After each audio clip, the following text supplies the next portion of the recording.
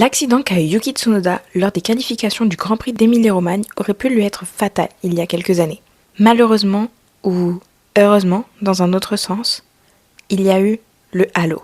Le halo, c'est cette barre en forme d'arc ou pas de halo, parce que ça porte bien son nom, au-dessus de la tête du pilote. Il peut supporter jusqu'à 12 tonnes et ça permet de dévier les objets qui sont en direction de la tête du pilote, comme un pneu qui peut voler à cause d'un accident, ou de justement protéger la tête du pilote en cas d'accident ou de tonneau par exemple. Heureusement que cette invention existe parce qu'il a sauvé la vie de quelques pilotes, notamment Yuki Tsunoda, Lewis Hamilton, Romain Grosjean ou encore Guan Yu Zhou. Bien sûr, la liste des accidents graves qui auraient pu vraiment très mal finir est bien plus longue que juste ces 4 noms-là. Mais si le halo existe, c'est parce qu'en 2014, il y a eu l'un des plus gros accidents de Formule 1 du 21e siècle.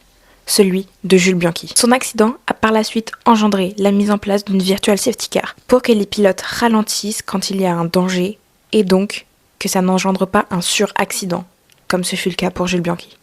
Mais surtout, cet accident a créé l'une des choses les plus importantes, le halo. Cet accident a fait prendre conscience de la dangerosité que ce sport représente et de l'importance de la sécurité de nos jours.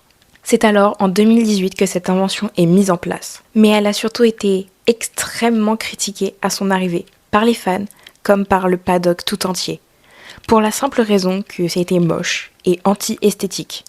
Alors maintenant, depuis 2018, c'est bien ce qui fait le charme des nouvelles Formule 1. On sait surtout que maintenant, ce n'est pas moche, mais c'est surtout là pour protéger les pilotes, et qu'ainsi, plus aucun d'entre eux ne meurt sur une piste.